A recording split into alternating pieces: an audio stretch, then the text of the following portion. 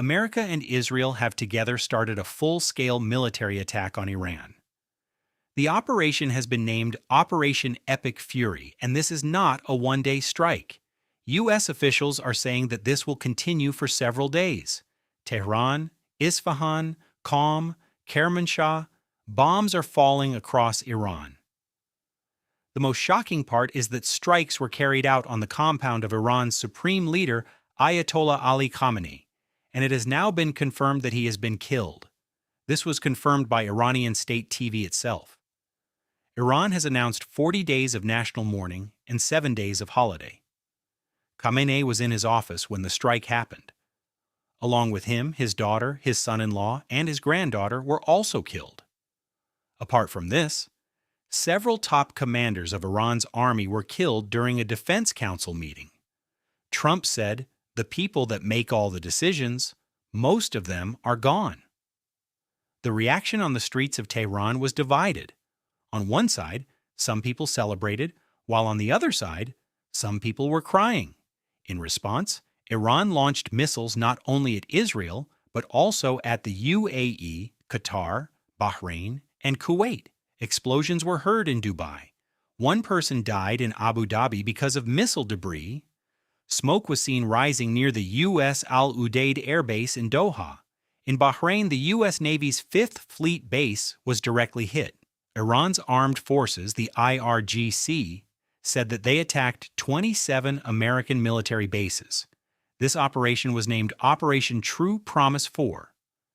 But the attack was not limited to military bases. Civilian areas were also targeted. Direct evidence of this can be seen in Dubai, Kuwait, and Bahrain, where 5-star hotels and international airports were targeted. More than 10 million Indians live in these Gulf countries. Wherever missiles are falling, there are relatives and friends. Lakhs of Indian workers are there.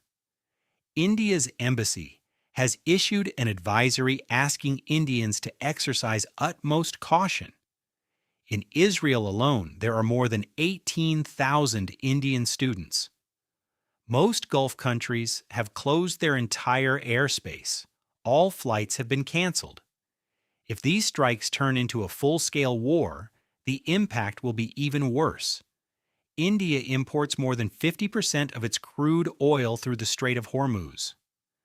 Right now, India imports 2.6 million barrels of oil every day from Gulf countries.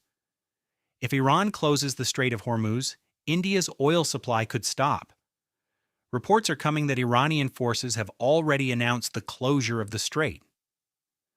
Experts are calling this India's nightmare scenario. The direct impact will be that petrol and diesel will become expensive. Shipping costs will increase. Inflation will rise, and the rupee will come under even more pressure. Look at the timing as well. Prime Minister Modi returned from Israel just 2 days ago. On 25th and 26th February, Modi was in Israel. He was having dinner with Netanyahu. He was giving a speech in their parliament, the Knesset, and Israeli defense officials told Reuters that this attack had been planned weeks earlier. Congress leaders have raised questions. Owaisi said that India has always maintained a neutral position in this conflict, but visiting Israel just before the attack sends the wrong message. The most heartbreaking part of this entire situation is that schools in Iran were also attacked. In the city of Minab, a girls' primary school was bombed, in which at least 100 children were killed. This happened during the daytime when the school was full. Israel's official account tweeted, "Israel has the right to defend itself," while the first attack was carried out by them here. This current situation began in December 2025, when Iran's economy collapsed. The currency fell by 40%, and food prices increased by 72%. The biggest protests in Iran's history began, and the government opened fire on its own people. Estimates say that more than 30,000 protesters were killed. Trump responded by saying, "Help is on the way." The biggest military buildup in the Middle East since the 2003 Iraq War was carried out. But just 1 day before the strike, Oman's finance minister had said that a peace deal between America and Iran was within reach. But the very next day, bombs started raining down.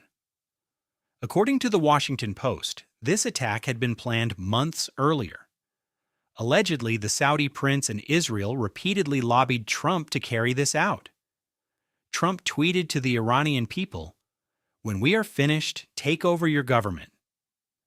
This reminds people of the 2003 Iraq War. That war lasted 20 years. The cost was paid by American taxpayers, and the suffering was faced by ordinary people. Iran is twice as large as Iraq. The justification being given is that this is being done to remove a dictator and to bring peace and democracy for the Iranian people. But the real question is whether ordinary people will benefit from this or suffer. At first glance, it may seem that there will be benefit because a dictator has been killed. But foreign powers interfering in this way can make things worse. The biggest examples are Gaddafi and Saddam Hussein. Both were cruel dictators. But when America invaded and removed them, those countries became more unstable. Conditions for ordinary people became worse, and new terrorist organizations emerged. Now, the biggest fear is that Iran may also become unstable in the same way.